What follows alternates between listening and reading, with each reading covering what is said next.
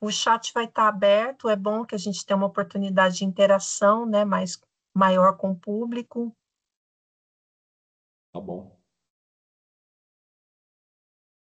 Quando você tiver iniciado a gravação, é só me falar. Então, a gravação ela já iniciou automaticamente, né? Então tá ótimo. E pode iniciar a sua apresentação, Jaime. Então tá certo. Muito obrigado, Cecília. Bom, boa tarde para todo mundo. Hoje, dia 11 de novembro de 2024, são 14 horas da tarde e a gente vai dar início à segunda aula magistral do nosso curso de harmonização de diretrizes e de conceitos do direito sanitário. E para essa segunda aula, a gente tem a honra de ter aqui para ministrar essa aula o professor Dr. Fernando White. Eu tenho certeza que para quase a totalidade dessa turma, Fernando, você dispensa a apresentação. Mas eu vou falar algumas palavras de por que a gente convidou o professor Fernando White para vir fazer essa aula magistral aqui. O professor Fernando, ele é hoje e quando a gente fala em na área do direito sanitário, é um dos dois, no máximo três, maiores doutrinadores, né, construtores de conhecimento jurídico na área do direito sanitário atualmente no Brasil. E certamente o jurista que mais publica, né, e que trata dos temas mais fronteiriços do direito sanitário hoje em dia, né? Ele é professor titular da Faculdade de Saúde Pública da USP, é coordenador do CPDISA, depois você me corrige a terminologia, Fernando. Coordenador do CPDISA, que é o centro, um dos principais centros do Brasil de estudo de direito sanitário e de regulação sanitária de uma forma geral. Tem carreira acadêmica desenvolvida aqui no Brasil e internacionalmente, especialmente na França, em Paris. E para quem acompanha, né, o mundo do direito sanitário, a gente vê que o esforço e a competência com que o professor Fernando gera conhecimento nessa área é ímpar no Brasil. Então, é uma oportunidade sensacional para todos nós que estamos aqui de ouvi-lo, especialmente no tema que ele foi convidado para falar, que são as fronteiras do direito sanitário, né? Quando a gente fez o convite para ele, o convite foi no sentido de que, professor, sinta-se à vontade para tratar de qualquer tema que você entenda que hoje em dia está no limite do conhecimento do direito sanitário, né? A gente vem fazendo um curso em que a gente cuida basicamente do direito da regulação sanitária mais tradicional, né? Harmonização de conceitos, harmonização de diretrizes. Obviamente, a gente toca em temas discutidos nos tribunais superiores, então, né, tem temas de vanguarda também, né? Mas não no desenvolvimento acadêmico dos temas, desenvolvimento acadêmico de vanguarda dos temas, que a gente reservou para ouvir de você nessa aula. E também, no convite feito a ele, foi pedido que ele fale um pouco a respeito da formação do profissional de vigilância e saúde, né?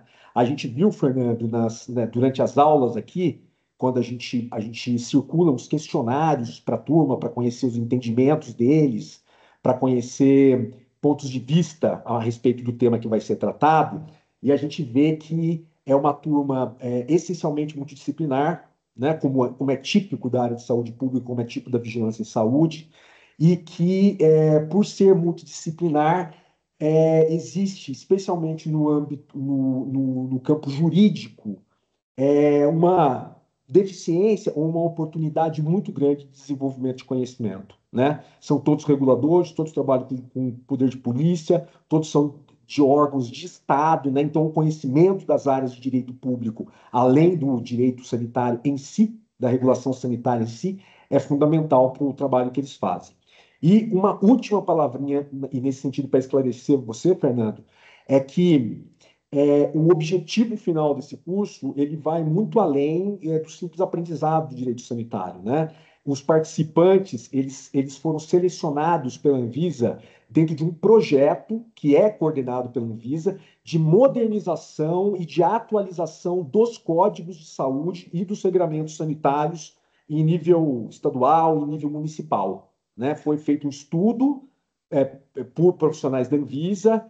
o Alexander, que é o coordenador da área de coordenação do Sistema Nacional de Vigilância, e outros pesquisadores desenvolveram um estudo, viram que existem muitos temas a serem atualizados nesses códigos. Tem códigos que são anteriores à Constituição, tem códigos que não tratam de gestão de risco, tem códigos que têm outras deficiências. Então, se começou esse processo todo para que seja um curso de preparação, né, de capacitação dos profissionais da vigilância e saúde, para que comece um movimento de modernização dos códigos. Então, com isso, eu encerro por aqui. Agradeço muito a sua presença, agradeço muito a presença de todo mundo que está aqui. Fernando, a palavra está com você. Muito obrigado, Jaime. Eu, enfim, fico até emocionado, né? Porque, enfim, também você é uma figura que o direito sanitário e a vigilância sanitária do país devem muito, né? A sua passagem pela Anvisa, ela foi bastante diferenciada. A gente viu avanços importantes na institucionalização de temas e de uma estrutura normativa, de processos que realmente elevou a agência para um nível técnico superior. Então, é muito bom revê-lo, né, ver que está aí em boa saúde e ter oportunidade de participar de um curso dessa relevância, né, que visa formar e capacitar criticamente quem está aí atuando no sistema para entender as dinâmicas, os aspectos aí mais sensíveis para a gente implementar no Brasil uma vigilância em saúde que seja eficaz, né, e adequada. E vale lembrar que, para mim, a importância desse curso e minha alegria com o convite é ainda maior, porque, da minha parte, eu acho que o Brasil ainda deve à sociedade brasileira como um todo, e principalmente aos mais de 700 mil mortos, uma satisfação com relação ao que foi a nossa catástrofe em termos de resposta à pandemia da Covid-19. Um país com sistema único de saúde, com sistema nacional de vigilância sanitária, não podia ter tido tantas mortes, não podia. É algo que eu não consigo digerir.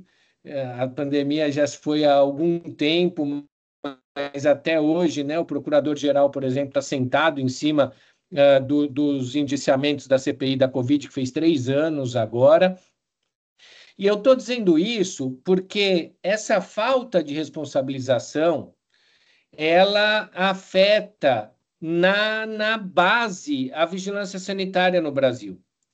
Quando vem o governador do estado de São Paulo e anistia todas as multas e penalidades que foram implementadas durante a pandemia, né?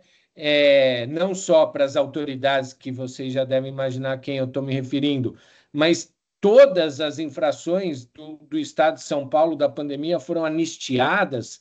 Quer dizer, como é que o vigilante sanitário que estava lá no dia a dia, saindo na rua, expondo a própria vida a risco para colocar a vida dos outros em segurança, se sente, né? Então, qualquer esforço de formação, institucionalização e capacitação, né, de quem opera aí o sistema para que essa realidade seja alterada e que no futuro a gente tenha uma real proteção à saúde dos brasileiros, é muito bem-vindo e parabenizo aí a Anvisa pela iniciativa e o Jaime pela condução, que eu tenho certeza que está sendo excelente. Eu vou tomar a liberdade de compartilhar aqui minha tela com vocês. Tá na tela, né? Então, tá na tela. Estamos todos vendo e ouvindo muito bem você. Muito bem. Então, a encomenda era sobre novas fronteiras do direito sanitário. Eu escolhi dois temas para conversar com vocês nessas 2 horas que nós temos juntos. O primeiro é vigilância em saúde, na sua perspectiva abrangente, que eu quero comentar alguns aspectos relacionados a esse conceito que é novo, né? Vigilância, não se falava em vigilância em saúde no início dos anos 2000, por exemplo. Vigilância em saúde começou a ser mais bem estruturada no Brasil a partir da passagem do atual diretor-geral da OPAS, o Jarbas Barbosa, pelo Ministério da Saúde, pela Secretaria de Vigilância em Saúde, então criada, né? E tem toda uma história por trás disso que gera muitos desafios em termos de implementação disso que a gente chama de vigilância em saúde no Brasil, onde a vigilância sanitária é uma parte bastante relevante. Eu diria que é a parte mais clássica e estruturante desse campo da vigilância em saúde, né? E um pouco do que seriam os temas, né, de formação estratégicos para a gente pensar aqui para diante. Inclusive, eu estava semana passada em Fortaleza, num Congresso Brasileiro de Direito Médico e da Saúde, onde fizeram uma mesa sobre vigilância sanitária. O que eu achei bastante curioso era Ministério Público, Magistratura e OAB. E eles botaram uma mesa de vigilância sanitária. E aí eu entendi, a promotora de justiça que estava na mesa, coordenando a mesa comigo, ela é dessas que fica oficiando as vigilâncias o tempo todo. Vocês devem estar entendendo o que eu estou falando. O Ministério Público, ele é parceiro e é algoz da vigilância, né? Então, há uma relação aqui do direito com a vigilância sanitária que é orgânica, eu diria, né? E vale a pena a gente refletir. Eu, aí, enfim, por vício de retórica, eu pensei em abordar esse tema, revisitando os conceitos e o surgimento e colocando algumas reflexões a partir dos conceitos que eu vou passando com vocês. Então, primeiro, algumas lembranças fundamentais. A vigilância sanitária, ela compõe o dever do Estado de cuidar do direito à saúde. Então, como pano de fundo, e isso é bom não esquecer, o que a vigilância sanitária, a vigilância em saúde faz é proteger um direito fundamental no nosso país, que é o direito à saúde, reconhecido no artigo 6º da Constituição, aí na tela para vocês, como um direito social, né? A saúde como um direito social. Vale lembrar, artigo 6º é o capítulo de direitos e garantias fundamentais da Constituição Federal, portanto, cláusula pétrea. O reconhecimento do direito à saúde ninguém tira da gente. Esse nem uma reforma constitucional, a não ser que tenha uma revolução, outro golpe, qualquer coisa do gênero. Mas por reforma constitucional, por emenda, não tem como deixar de reconhecer a saúde como direito humano fundamental. E isso é um avanço enorme em termos de proteção à saúde individual e coletiva no Brasil. E esse avanço se consolida ainda mais quando no artigo 196 a Constituição diz que saúde é direito de todos e dever do Estado. Vocês já devem ter visto isso, mas o que eu quero destacar aqui é que no artigo 196, que fala da saúde como direito de todos e dever do Estado, fala em políticas sociais e econômicas que visem redução do risco de doença e outros agravos. Então, vejam, o objetivo de vigilância em saúde, ele aparece no primeiro artigo do capítulo de saúde da Constituição, como a primeira parte, redução de risco. E aqui a palavra fundamental, né? Reduzir riscos à saúde. Então, a primeira grande tarefa do Estado brasileiro é identificar os riscos à saúde. E, a partir deles, desenvolver políticas sociais e econômicas. Notem que a Constituição não fala políticas de saúde, que é um tipo de política específica, atenção à saúde, assistência, própria vigilância. Ela fala em política social. Por quê? Quem trabalha em vigilância sabe. Às vezes vocês estão aí enxugando gelo, porque não adianta fazer vigilância sanitária num estabelecimento, numa residência, num estabelecimento comercial, se atrás desse estabelecimento tem um lixão, se do lado daquela residência tem um córrego a céu aberto, um esgotão a céu aberto, se aquela comunidade convive com ratos e todos os tipos de animais peçonhentos. Então, políticas de saneamento básico, de higiene coletiva, políticas relacionadas à alimentação, né? Alimentação saudável, são fundamentais à educação para a proteção do direito à saúde. E a gente tem que ter isso em mente sempre, né? Para trabalhar intersetorialmente, vigilância em saúde e vigilância sanitária funcionam muito melhor se a gente consegue olhar o risco por uma perspectiva intersetorial, né? Outro aspecto importante que a gente tem que ter em vista, e a Anvisa ela tem muitas batalhas aqui nesse campo, que são políticas econômicas voltadas à redução de risco à saúde. A gente está vendo vários debates agora sobre imposto progressivo para produtos nocivos à saúde. Não sei se vocês estão acompanhando, está dentro desse grande debate do arcabouço fiscal do Haddad, do Lula, né? Mas um dos pontos importantes é você taxar produtos nocivos à saúde de forma progressiva. Ultraprocessados, produtos com muito sódio, produtos com muito açúcar, álcool, tabaco, se liberar cannabis, enfim, produtos nocivos à saúde terem uma taxação. Isso é política econômica, né? Eu reduzir o acesso das pessoas a esses produtos por meio de políticas econômicas também é uma estratégia importante. Então, percebam que, pelo olhar da Constituição, redução de risco à saúde dos brasileiros é o primeiro objetivo fundamental do Estado no que se refere à proteção do direito à saúde. Eu não tenho esse slide aqui, mas eu quero lembrar vocês, depois façam esse exercício.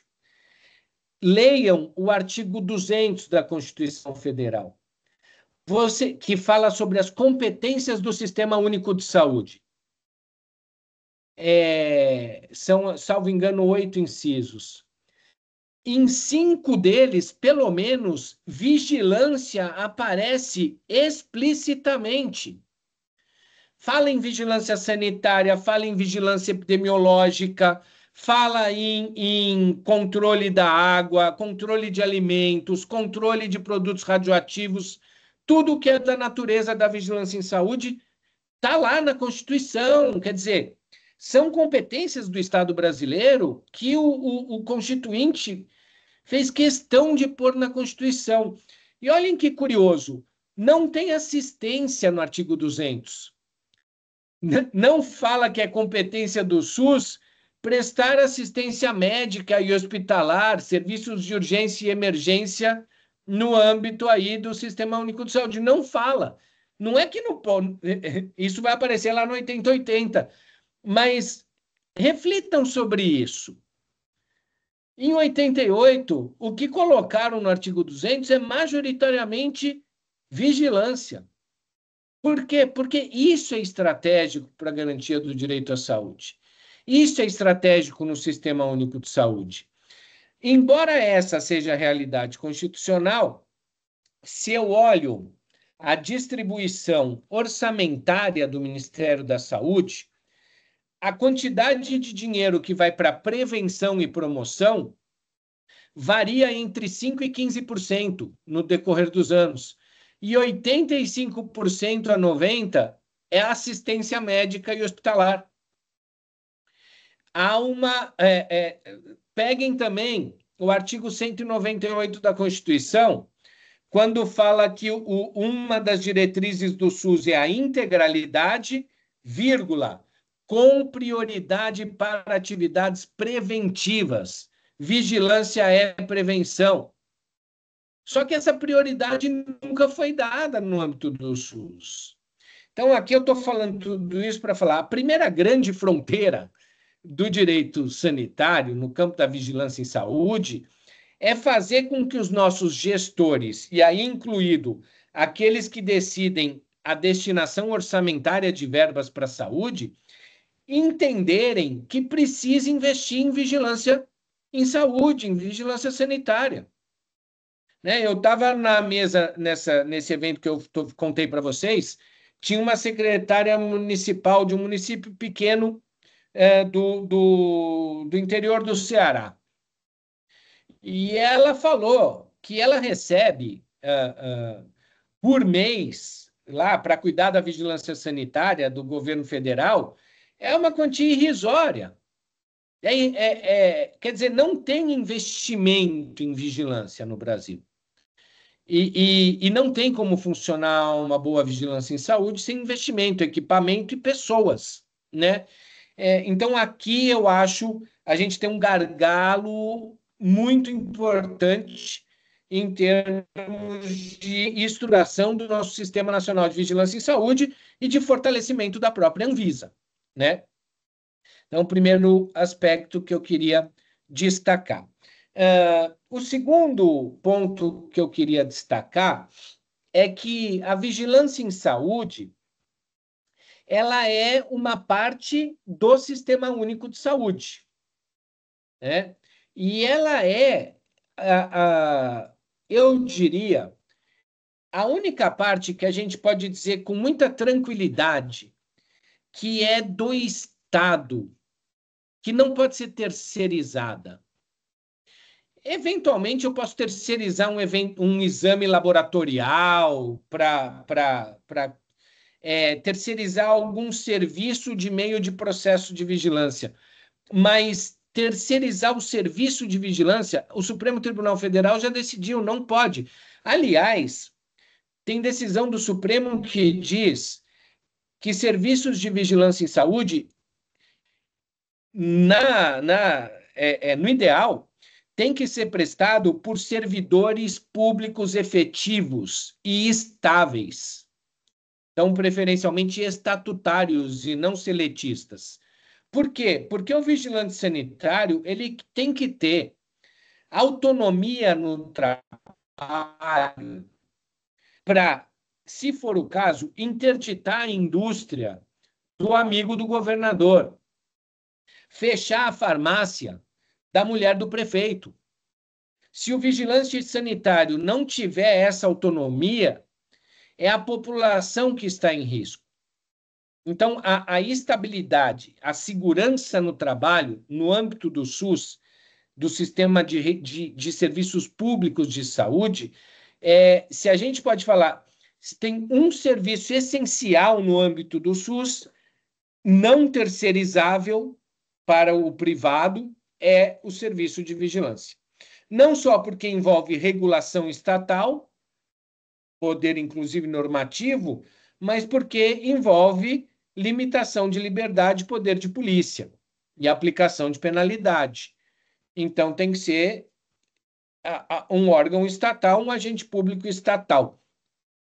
Então, lembrar isso também é fundamental, né? A vigilância como serviço público do Estado brasileiro.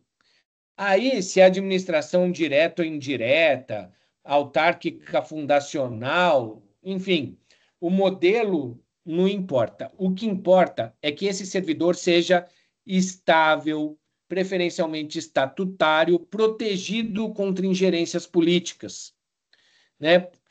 porque são parte essencial do sistema público de saúde, esse sistema organizado pelo SUS. Que a gente olhando o Brasil, o que a gente enxerga? A gente enxerga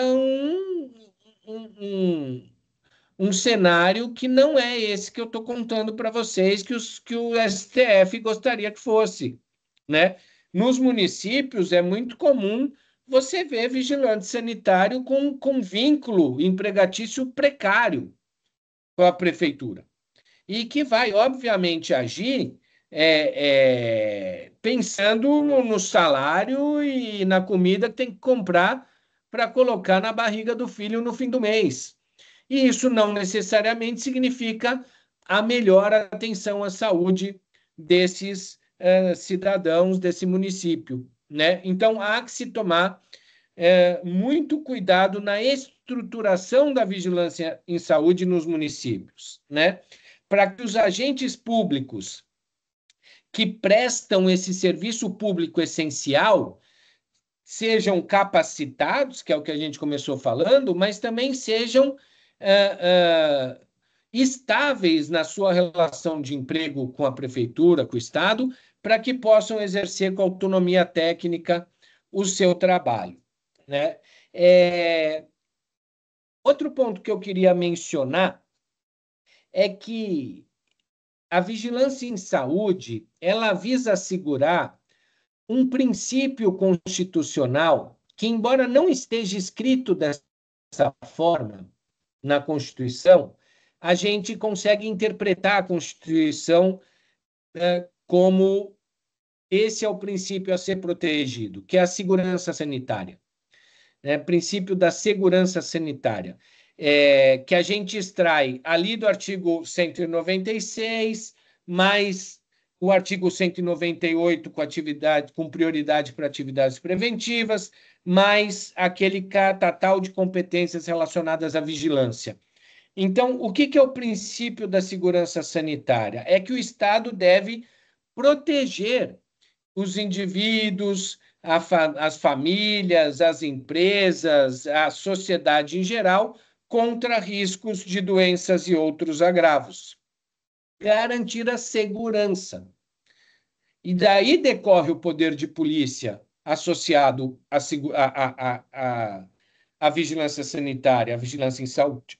É do fato de que, para proteger a saúde das pessoas, muitas vezes é necessário limitar liberdades individuais, limitar liberdades econômicas, de iniciativa econômica, né? Então, a proteção da saúde, ela exige uma ação estatal muito forte, mas não só. E isso a gente encontra na Lei 8080, né? Para garantir uma boa vigilância em saúde, é preciso colaboração de indivíduos, famílias, empresas. Então, eu vou daqui a pouco falar de um outro princípio associado a esse da segurança sanitária. Mas lembrem-se disso. Para proteger a segurança sanitária, eu tenho o Estado como protagonista, mas eu preciso de indivíduos, famílias e empresas como figurantes ativos nessa cena. Senão, não funciona. E é por isso, por exemplo, que a gente teve tantos mortos na pandemia. Porque o Estado não agiu bem e confundiu a população, que não sabia exatamente como agir. E aí o vírus nadou de braçada, né? Então, o que é a segurança sanitária? Reduzir risco de doenças e outros agravos. Onde estão os riscos de doenças e outros agravos? Né? E hoje, nas sociedades complexas, a gente tem percebido cada vez mais que esses riscos estão em todas as partes. Tem riscos conhecidos e riscos desconhecidos. Aliás, é a diferença entre prevenção e precaução, né? Então, a prevenção é a ação contra um risco conhecido. A precaução é a ação contra risco que eu não sei exatamente qual é, mas eu imagino que exista, que eu vou falar mais no campo da saúde digital, né? Então, os riscos eles vêm da natureza, né, da epidemias, vírus, bactérias, mosquitos, animais, riscos da vida, a gente envelhece, a gente degenera, né? O nosso corpo vai começar a falhar, a nossa genética pode ter riscos embutidos que a gente nem conhece. Então, os riscos naturais, acidentes naturais, terremoto, furacão, enchente, enfim, se tiver alguém de Porto Alegre aqui, né, do Rio Grande do Sul, sabe que os riscos naturais afetam a saúde pesadamente também, né? Então, primeiro, um campo de riscos que a gente chama de riscos da natureza, que existem. E o Estado já conhece, então a gente tem que se organizar para evitar que esses riscos afetem e danifiquem a saúde humana. O segundo tipo de risco que eu queria destacar é o risco do progresso, das tecnologias, né, que vão surgindo. Então, por exemplo, um medicamento ele pode vir para garantir a cura contra um risco de uma doença, de um patógeno conhecido. Só que o medicamento em si é um novo risco. Ele tem efeito colateral, ele tem efeito adverso, ele pode ter consequências nocivas a quem consome. Então, a saúde digital, as tecnologias digitais, a inteligência artificial aplicada à saúde, quer dizer, ao mesmo tempo que essas tecnologias trazem soluções, elas trazem novos riscos que a gente precisa começar a prestar atenção. O que eu tenho percebido, fazendo estudos comparados no campo da regulação e vigilância, é que cada vez mais o foco é no pós-mercado. É claro que a gente vai continuar tendo uma atenção a certos produtos antes de entrar no mercado, porque a gente sabe que eles são mais arriscados, medicamento, alimento, né? Mas cada vez mais o que os estados têm se organizado é para fazer uma vigilância pós-mercado, vigilância do produto que está sendo vendido, como ele está sendo utilizado e o efeito de vida real que ele está causando, né? Então, riscos advindos aí dessas novas tecnologias. O terceiro tipo de risco que eu quero destacar e que também exige uma reformulação, seja de processos de trabalho, seja legislativa forte, são os riscos advindos das atividades humanas em geral, das atividades profissionais, né? Vale lembrar o caso do fenol, biomédico fazendo serviço estético e usando uma substância altamente perigosa, né? Então, o que é isso? Aí a gente vai olhar a regulação das profissões e as profissões de saúde estão sendo reguladas com uma lógica corporativa. Então, o Conselho Federal de Biomedicina está dizendo que o biomédico pode fazer tudo. Vocês vão achar biomédico fazendo laser, cirurgia estética, procedimento facial, harmonização facial. Outro dia estava vendo até advogado acupunturista, né? Então, quer dizer, essas atividades humanas, elas geram riscos. A gente precisa ter um controle mais de perto para as atividades que a gente julga mais importantes em termos de risco ao paciente, à sociedade em geral, né? A forma como essa regulação seja do setor de alimentos, seja do trabalho de profissões técnicas, seja do consumo, né? A gente vai precisar ainda pensar muito melhor em quais são as soluções jurídicas, institucionais que a gente pode adotar no campo da vigilância para reduzir esses riscos, principalmente no cenário digital. Então, isso que eu já falei, né, que o Estado é o protagonista na vigilância, então é isso que eu quero destacar hoje, né? Por quê? Porque a segurança sanitária, ela exige do Estado a redução de riscos existentes nessas atividades. Então, na produção, distribuição, comércio, consumo de vários tipos de produtos, né? E redução dos riscos inerentes às atividades de diversos tipos de profissional. E aí entra a formação como um campo fundamental. O profissional que atua na vigilância, ele tem que ter uma visão geral do risco, um bom conhecimento sobre teoria do risco, um bom conhecimento das noções de saúde pública e território, porque isso é fundamental, é estratégico, né? E tem muita literatura mostrando isso. A boa vigilância funciona quando ela é pensada, porque lá eu identifico os principais riscos.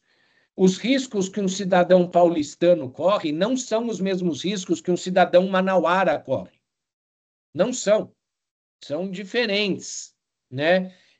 Aplicar a mesma fórmula, o Estado aplicar a mesma fórmula para essas duas localidades territoriais não vai funcionar. Então, eu preciso ter uma noção da teoria do risco, uma noção dos instrumentos do Estado para garantir a segurança sanitária e aí formular uma ação estratégica de vigilância, né? Uma agenda regulatória de fiscalização que dialogue com as necessidades da vigilância e dos riscos do território. E o outro princípio, irmão aí da segurança sanitária, que eu quero destacar, e que eu acho que é uma outra fronteira que a gente tem que romper, né? É o da responsabilidade. Não dá para garantir segurança sanitária sem responsabilidade do cidadão, da empresa e do agente público, do gestor, né? Cada um respondendo pelas suas ações ou omissões e em suas diferentes dimensões de responsabilidade, civil, penal, disciplinar e administrativa, né? Por isso, é muito importante que a vigilância em saúde domine adequadamente o processo administrativo, porque é ele que leva a responsabilização.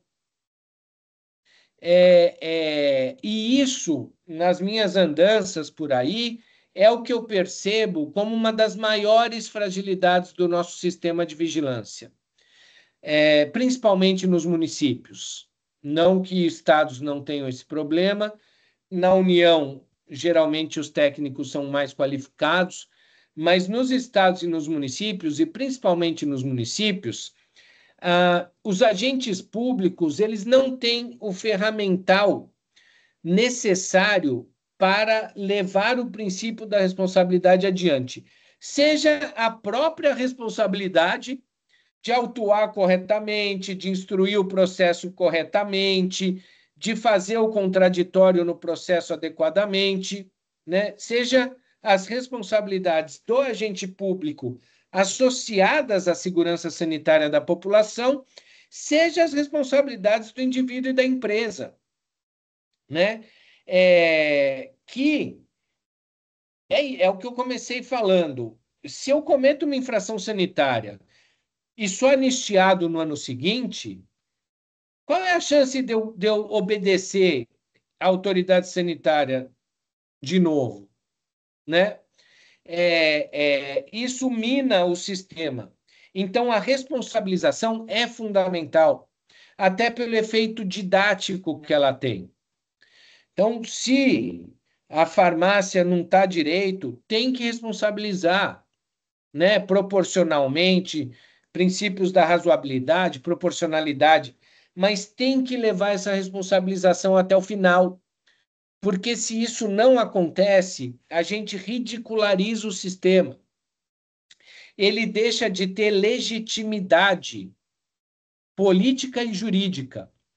E grande parte da nossa tragédia pandêmica foi porque, de um lado, eu tinha autoridades públicas federais ridicularizando os esforços das autoridades sanitárias estaduais e municipais, seja vacina, seja máscara, seja distanciamento social.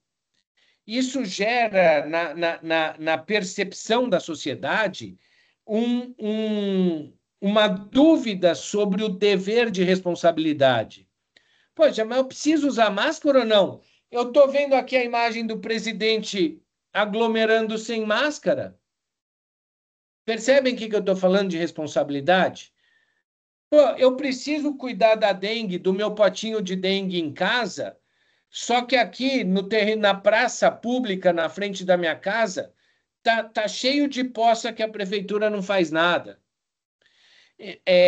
Então, a tese que surgiu lá em Nova York, da janela quebrada, né? Então, você não pode deixar a infração sanitária solta. A responsabilização tem que ocorrer.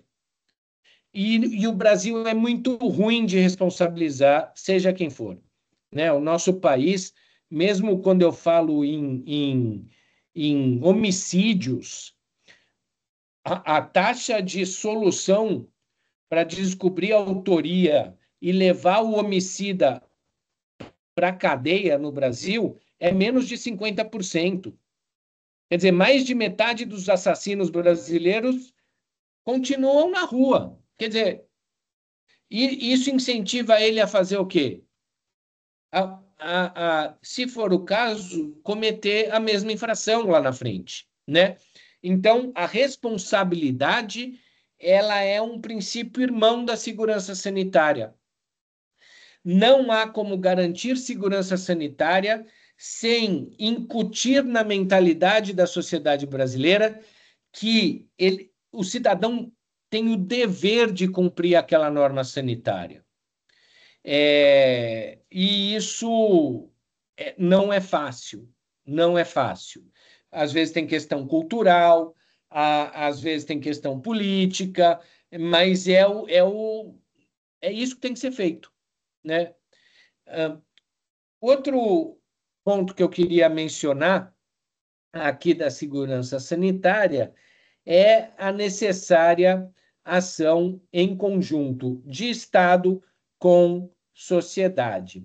E quando o Estado atua na vigilância em saúde, ele tem algumas funções regulatórias, né, que eu quero destacar aqui, pelo menos 4.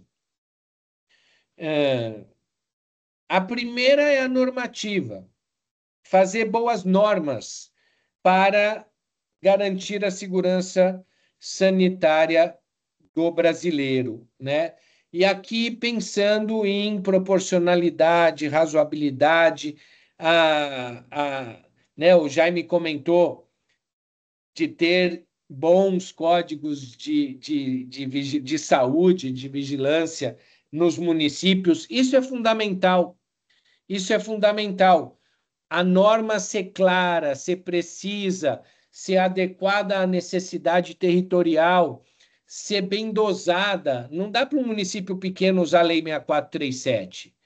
Não dá, porque as penalidades lá são muito grandes. Você vai quebrar a farmácia, vai quebrar os estabelecimentos se você multar com o valor da lei federal. Então, tem que ter uma norma. Então, essa é a primeira função do Estado, ter normas adequadas para o exercício da vigilância territorializada. O segundo é a indução. O Estado tem que induzir para garantir segurança sanitária, induzir as pessoas a terem boa higiene, induzir as pessoas a se vacinarem, induzir as pessoas a cuidarem dos focos de dengue do mosquito Aedes aegypti nos seus quintais, induzir as pessoas a cumprirem a legislação sanitária. Aqui, muito por ação educativa, né? Outra competência fundamental é a fiscalização. E fiscalização é gente na rua. Não adianta eu ter a norma dizendo não pode, se eu não tenho agente público na rua para dizer você não podia ter feito assim e você vai ser responsabilizado por isso, né? Porque senão a norma cai no vazio, né? Vira aquela velha expressão brasileira que a norma para inglês ver. O problema é que o inglês não está nem aí para o Brasil, então quem não vê essa norma sendo executada é o brasileiro, com consequências nefastas para o próprio brasileiro. Então, a norma tem que se fazer cumprir. Escolher bem o que vai regular e, uma vez regulado, levar a sério a regulação que pôs na praça, né? Então, algumas vezes eu vejo umas opções da Anvisa assim, que eu até me espanto. Poxa, mas, por exemplo, aplicativos, né? Esses aplicativos de saúde, que a Anvisa falou, aplicativos considerados de bem-estar, a Anvisa não vai fiscalizar. E cabe muita coisa, inclusive coisas que têm risco à saúde. Então a Anvisa falou, eu não vou ver isso. Por quê? Porque talvez não tenha perna, não é porque...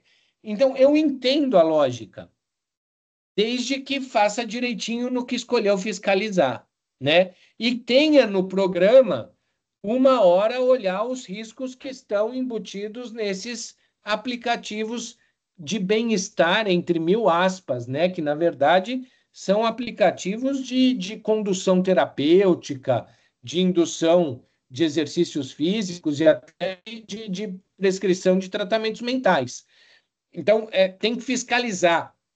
Se eu não fiscalizo, eu não sei se as pessoas estão obedecendo ou não, eu não consigo aplicar penalidade e as pessoas continuam cometendo infrações e o risco continua na sociedade brasileira, né? Então, uma terceira competência é estar na rua para fiscalizar e ver o que está certo e o que está errado. E quando tiver coisa errada, aplicar a devida sanção, penalidade, tem que punir, né? Aí, recorrendo a um dos clássicos no campo aí da saúde coletiva, que é um livro do Foucault que chama Vigiar e Punir, né? Ele trabalha esse conceito numa visão bastante crítica à função do Estado, mas entendendo que essa é uma função do Estado, vigiar e punir. A partir do momento em que a sociedade faz escolhas do que é certo e do que é errado, quem faz o errado tem que ser punido. Então, essa ação de sanção é fundamental no campo da vigilância para a proteção da segurança sanitária. Então, são 4 competências regulatórias do Estado na vigilância que eu estou destacando aqui. Eu poderia destacar uma quinta que eu não pus, que é a de autorização prévia, né? Escolher o que o Estado vai exigir registro prévio ou não antes de ser comercializado. Isso também é muito estratégico e no campo da saúde digital isso vai explodir em breve, né? Aí, entrar no campo do conceito de vigilância em saúde, que, como eu disse, é relativamente novo no Brasil. E aí, só para trazer um pouco de por que surgiu esse conceito no Brasil. No mundo inteiro, a gente fala vigilância sanitária para tudo. Então, se eu falo em inglês, é health surveillance. Em francês, surveillance de la santé. Vigilância sanitária, vigilância da saúde, né? Não em saúde, da saúde. Que seria a vigilância sanitária nossa. Só que no Brasil, a gente teve que inventar um novo nome. Por quê? Porque a vigilância epidemiológica e a vigilância sanitária são 2 campos de vigilância na saúde muito clássicos inseridos no nosso sistema, na nossa literatura científica, com uma autonomia muito própria. E, aliás, eu não sou da área da saúde, eu sou advogado. Quando eu comecei a entender, existe uma briga, existe uma guerrinha intestina ali, que nem dois vizinhos, né? Que nem São Paulo, Rio de Janeiro, aqui, aquela entre a vigilância epidemiológica e a vigilância sanitária. Eu só fui descobrir isso muito tempo depois. Então, a vigilância epidemiológica, para cuidar da prevenção de doenças transmissíveis, principalmente, depois doenças não transmissíveis foram incorporadas também ao campo de atuação da vigilância epidemiológica, e a vigilância sanitária, classicamente, ficando com bens, produtos e serviços. E eu não sei exatamente por quê, mas na história brasileira, o poder de polícia foi concentrado na vigilância sanitária, talvez porque alimento, medicamento, sejam os produtos mais sensíveis, e aí a vigilância sanitária que exerce o poder de política com mais rotineiramente, né? Então, se associou muito o poder de polícia à vigilância sanitária no Brasil. Mas isso é errado. O poder de polícia é do Estado brasileiro. E ele é da vigilância como um todo, né? Ele é do secretário de saúde, do ministro de saúde, que delega o poder de polícia ao servidor que ele bem entender, né? Desde que torne isso público. Então, começou uma certa disfuncionalidade no modelo brasileiro, dessa divisão entre vigilância epidemiológica e vigilância sanitária, começou a prejudicar a eficácia da segurança sanitária do brasileiro.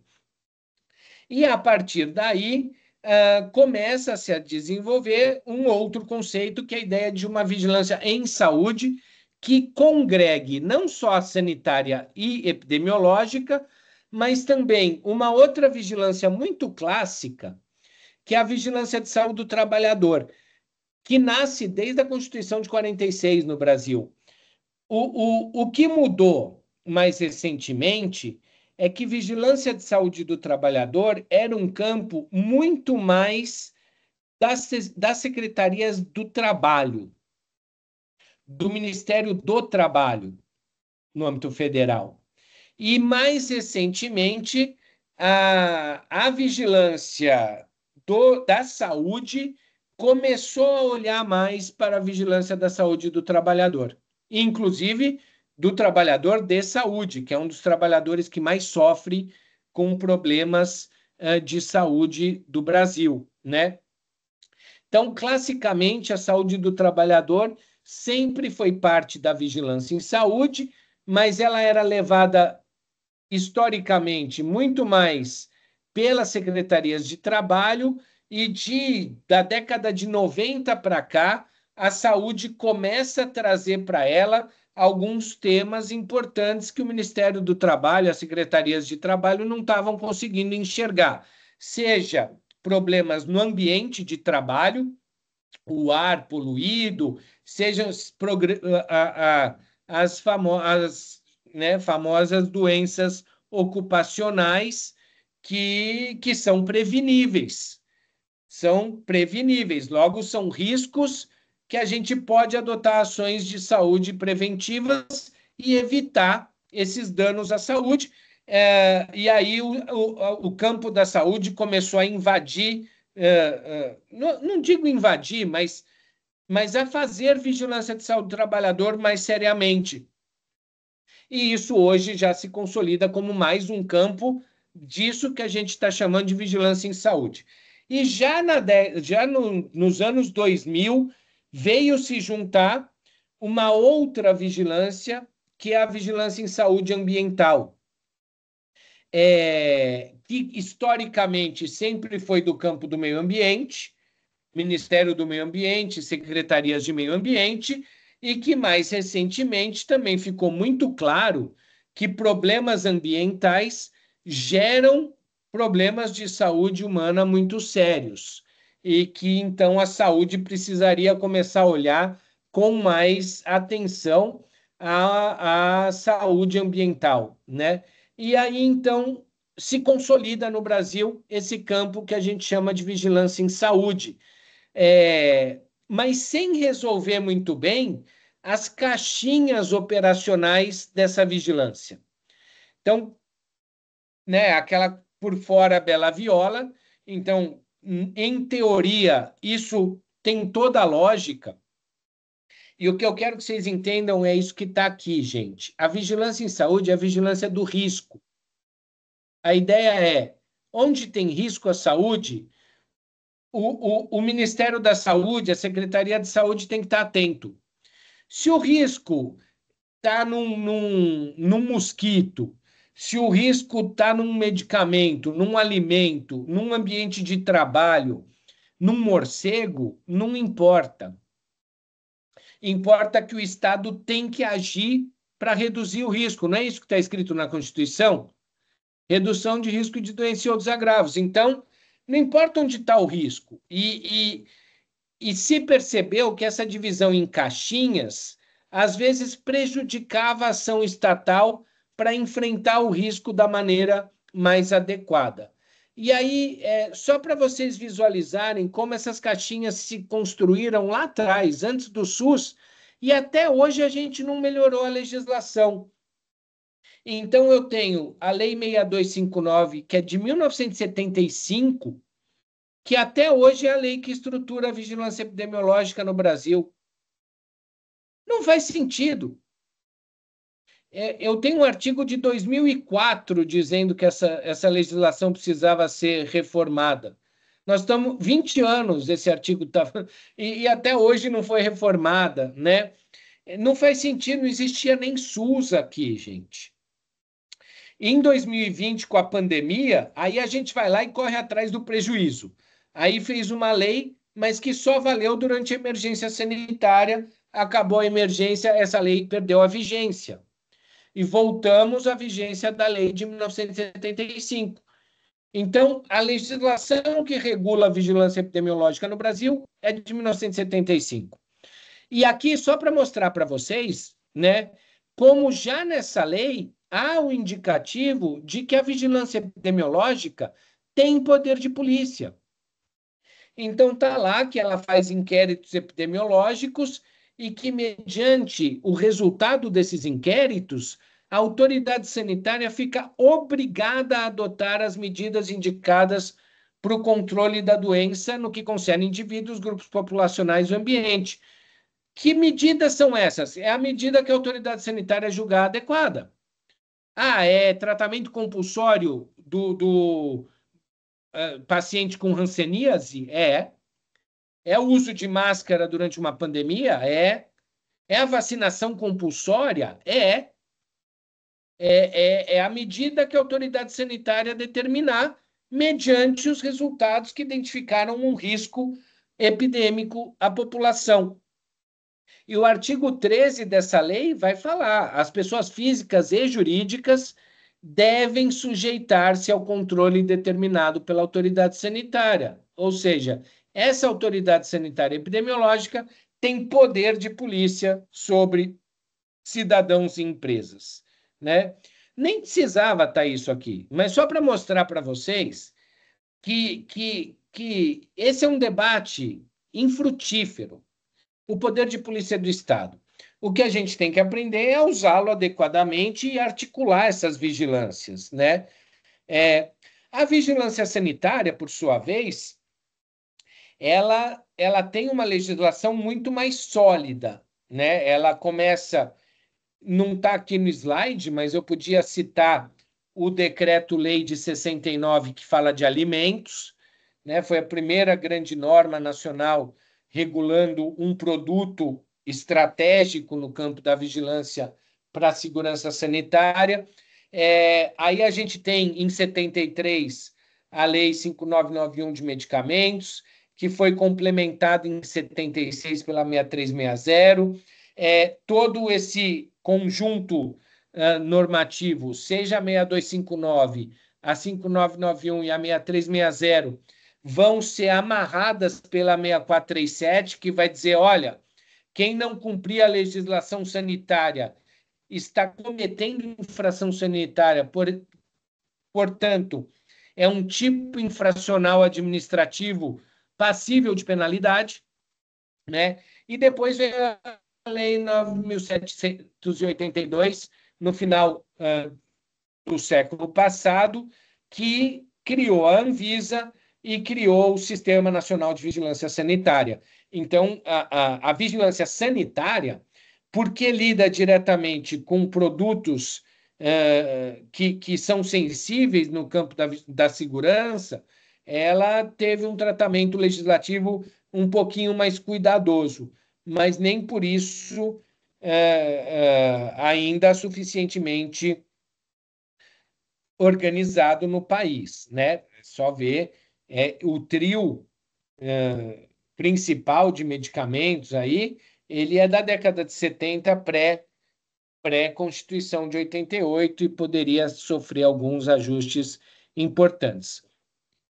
E mais recentemente incorporam aí o campo da vigilância em saúde, essa vigilância da saúde ambiental, que vai fazer a relação meio ambiente e saúde, né? É um campo novo, vai entrar no Ministério da Saúde já nos anos 2000, e só vai ser um pouco consolidado dentro da política nacional pela resolução do Conselho Nacional de Saúde 588 de 2018, olha como é recente, que aí vai falar, olha, a vigilância da saúde ambiental faz parte da vigilância em saúde.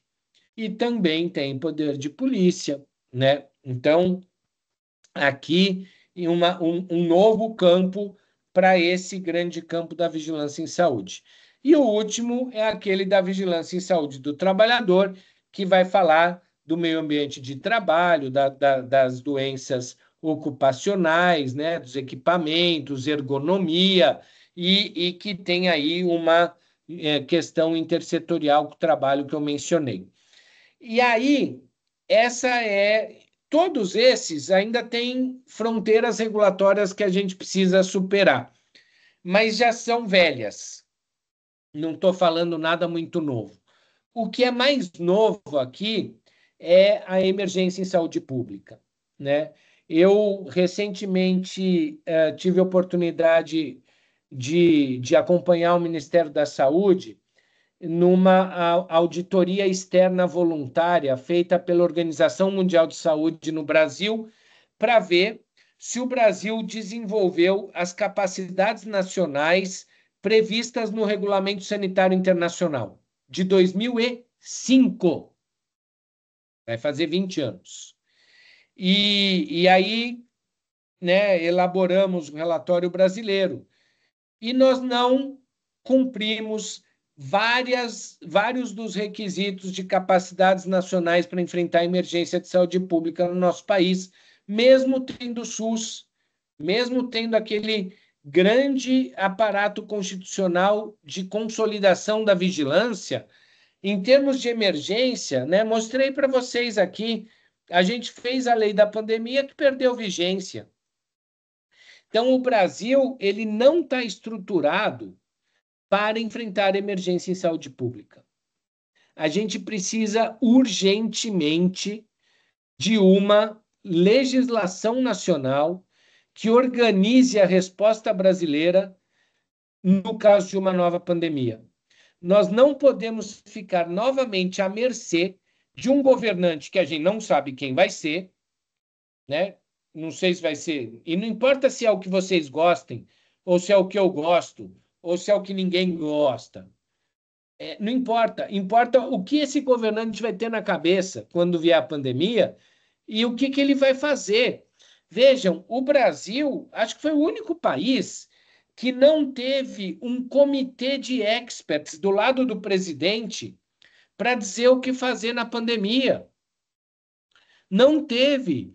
Inclusive, os ministros da Saúde que tentavam seguir o que a Organização Mundial da Saúde estava preconizando, o presidente derrubou, até botar um que era dócil às suas viagens em termos de melhor estratégia para enfrentar a pandemia. Né? A gente descobriu depois com a CPI o gabinete paralelo. Quem é que estava formulando a política nacional de combate à pandemia na emergência? Era Carlos Bolsonaro, era Osmar Terra, era Anísio Yamaguchi. Quer dizer, e a gente com uma capacidade de pessoas altamente qualificadas para colocar na praça uma política de contenção da pandemia que não só não eram ouvidas, como às vezes eram até perseguidas, né? A gente não pode correr esse risco de novo. E como é que a gente não corre? Se tiver uma legislação dizendo quando acontecer a pandemia, e aí bota o Congresso Nacional no meio, bota a sociedade civil, obriga o Estado a adotar uma ação de emergência que seja democrática, participativa, né? E a gente não fica sujeito à cabeça de alguém que pode ir para o bem e pode ir para o mal. Vale lembrar, né? Nos Estados Unidos, os Estados Unidos tiveram 800 mil mortes, a gente teve 700 mil. Só que eles têm mais de 100 milhões de habitantes a mais, né? Então, a gente, em termos proporcionais, foi o pior lugar do mundo para estar na pandemia. Mas mesmo o Trump, ele mudou a política dele depois que ele pegou a Covid. O inglês também, o Cam, não lembro o nome, né? Cameron, eu acho, que ele pegou a Covid e ele era negacionista. Depois que ele pegou, ele mudou completamente.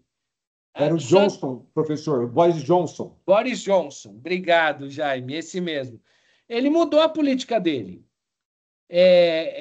Então, ficar à mercê do governante em emergência em saúde pública, primeiro, não corresponde ao que o Regulamento Sanitário Internacional determina. O Regulamento Sanitário Internacional fala: os estados têm que ter uma legislação organizando a reação à emergência em saúde pública. Nós não temos. Mas isso não é o mais importante. O mais importante é que a gente ficou muito frágil. A gente perdeu o federalismo cooperativo na gestão da pandemia. E, além disso, a gente teve que atacar a pandemia numa concepção fragmentada de vigilância em saúde. A vigilância epidemiológica num lado, a vigilância sanitária no outro, a assistência médica hospitalar no outro e pouca troca de informação. E aí não dá certo. E ainda regulatória, eu julgava que ao final da pandemia essa era uma agenda que ia galopar no Brasil, mas lê do engano. Não só o governo anterior não fez nada a respeito, como o atual governo também não tem feito muita coisa a respeito. No Congresso Nacional tem uma outra proposta circulando, mas uma lei dessa ou tem o apoio do Poder Executivo ou não vai tramitar. Né? E não vejam, não é uma lei. Até pela causada na pandemia, que vai encontrar consenso político mais no Brasil. A vacinação obrigatória, que era algo super consensuado no Brasil, hoje em dia já virou guerra ideológica, né? Inclusive com ministros do STF verbalizando e colocando em decisões que a vacinação obrigatória não deveria existir, né? Então, a gente perdeu uma janela de oportunidade ali e eu não sei se a gente hoje teria capacidade política para ir adiante com essa agenda regulatória, mas isso não significa que ela deixa de ser necessária, né? Então, a gente precisa desenvolver as capacidades nacionais em resposta ao Regulamento Sanitário Internacional, reformulando a legislação, né, de resposta à pandemia, protegendo melhor os grupos vulneráveis, profissionais de saúde, principalmente, né, que foram os mais afetados, mas também quem trabalha no setor de alimentos, quem trabalha, né, quem precisa trabalhar, quer dizer, a política do distanciamento social no Brasil só deu certo quando o Congresso obrigou o Guedes e o ex-presidente a darem o auxílio de R$ 600. Lembre-se, foi o Congresso quem aprovou isso, não foi o Executivo. Por quê? Porque sem isso não tinha como as pessoas ficarem em casa e fazer o devido distanciamento social, né? E uma resposta federativa articulada. Numa emergência de saúde pública, você precisa ter um federalismo cooperativo funcionando. Então, não adianta a Anvisa baixar uma legislação, uma norma, não adianta o governo federal baixar uma norma sem estar harmonizado com o que estados e municípios estão fazendo na ponta, né? Então, isso tudo a gente ainda precisa resolver. E aí, caminhando para o final dessa primeira parte, que é a da vigilância, eu queria destacar 3 pontos que eu julgo fundamental no campo da formação para vigilância em saúde. O primeiro é uma melhor compreensão de quem atua no campo do que é o poder de polícia do Estado.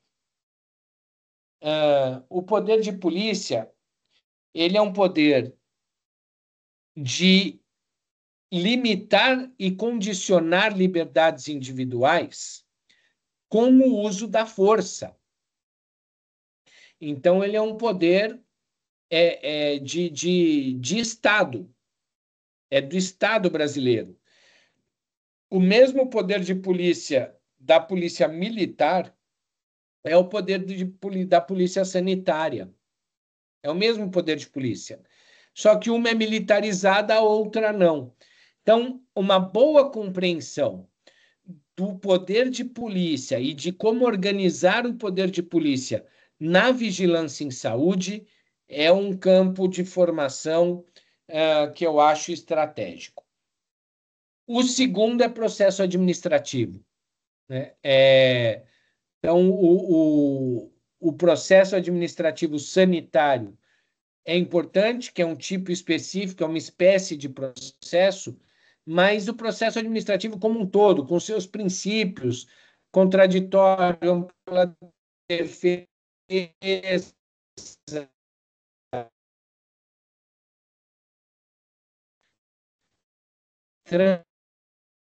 transparência, auditório, isso é fundamental. E eu percebo que muito da fragilidade da vigilância brasileira ocorre no processo administrativo, porque o agente não tem muita familiaridade com esse trâmite, não tem advogados suficientes para estar lá dando uma assessoria, e as empresas, os órgãos fiscalizados, e quanto mais séria a coisa, vão ter advogados de altíssima qualificação. Os melhores escritórios do Brasil, a depender do tipo de infração. E aí não dá para deixar um vigilante sanitário que não tem uma qualificação sólida sobre o processo administrativo à frente desse processo sozinho, porque senão a gente acha furo e anula o processo, anula o auto, e não gera aquilo que eu falei lá no começo. Não adianta eu criar a infração sanitária e não penalizar quem descumpre. E no democrático isso só acontece se a gente faz direito ao processo administrativo. O último aspecto que eu queria mencionar é de um fenômeno relativamente recente, que é o de normatização da política pública. Então, aqui, só para lembrar vocês, a Política Nacional de Vigilância em Saúde, gente, é uma norma. É uma resolução do Conselho Nacional de Saúde, homologada pelo ministro da Saúde, portanto, é uma norma jurídica. Ela tem força legal. Então, fazer bom uso das normas na execução da política pública. É lembrar que reduzir risco de doença e outros agravos é um mandamento constitucional. É lembrar que existe uma política de vigilância em saúde. É situar, né, é uma capacidade de situar o caso concreto dentro desse contexto maior de proteção da segurança sanitária do brasileiro, que está cada vez mais bem tecido. Então, aprender bem a manejar os argumentos legais, normativos, jurídicos que tem à disposição é um instrumental fundamental para o vigilante sanitário, né? Para ele usar no processo administrativo e para ele executar adequadamente o poder de polícia. Então, aqui eu termino essa primeira parte com duas principais ideias, né? Primeiro, que o dever do Estado exige que o Estado brasileiro reduza riscos de doenças ou outros agravos à saúde, né, e organize a vigilância em saúde, e que o direito sanitário, né, os instrumentos e ferramentas jurídicos são parte inerente à função pública de vigilância em saúde. Então, não dá para ter um agente público atuando na vigilância que não domine esse ferramental teórico. E aqui eu acho que é um dos grandes desafios de formação no campo que a gente tem. Outro aspecto que eu queria chamar atenção, aí eu vou passar relativamente rápido para a gente ter tempo para conversar, é a saúde digital, né? Esse é um campo disruptivo dentro do mundo. Na saúde digital, a gente tem alguns desafios regulatórios muito importantes que a gente precisa entender, manejar e ver como é que a gente vai regular. O primeiro grande campo de fiscalização é a guarda e tratamento de dados pessoais, né, sensíveis, ultrassensíveis. Então, hoje esses dados estão em bancos de dados de tudo que é tamanho. Big Data, né, bancos de dados médios e pequenos, e muitos desses bancos de dados estão dentro de estabelecimentos de saúde de fiscalização da vigilância sanitária.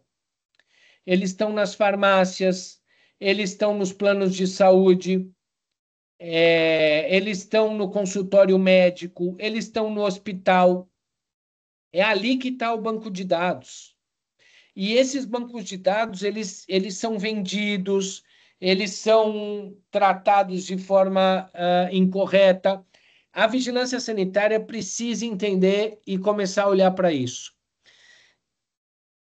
Gente, hoje o ouro moderno são esses dados.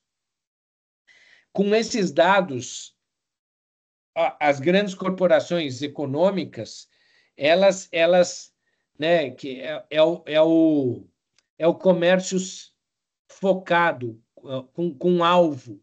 Você vira um alvo específico de um comércio. Então, recentemente saiu uma denúncia de uma grande rede de farmácia que estava comercializando aqueles dados do famoso, né? Quem é que consegue fazer uma compra em farmácia sem dar o CPF hoje? Às vezes você só quer saber o preço, ele já pede seu CPF. Você fala, mas não, quero saber o preço. Aí, outro dia o sujeito me falou, para eu saber o preço, eu preciso pôr seu CPF. Aí eu falei, pois bote o seu. Eu fiz ele colocar o CPF dele. Eu não ia comprar. Eu só queria saber o preço, ele já queria o meu CPF. Por quê? Porque lá já ia ter a informação o quê? Que o Fernando procurou o medicamento tal. E com isso, eles já sabem muito da minha vida. Bem, se procurou isso, tem todo um conjunto de serviços e produtos que eu posso oferecer para ele. E isso, gente, está sendo vendido, tratado, comercializado em estabelecimentos que são o foco da vigilância sanitária, mas não estão no horizonte ainda de atenção da vigilância brasileira. Precisa entrar, né? Porque esses dados são os dados em pesquisa, pesquisa de mercado também, para aprendizado de máquina, eles são vendidos, monetizados, né? Eles são usados para incentivar o comércio e a gente precisa aprender a usar melhor isso. Tem a Autoridade Nacional de Proteção de Dados, mas ela não tem capacidade fiscalizatória.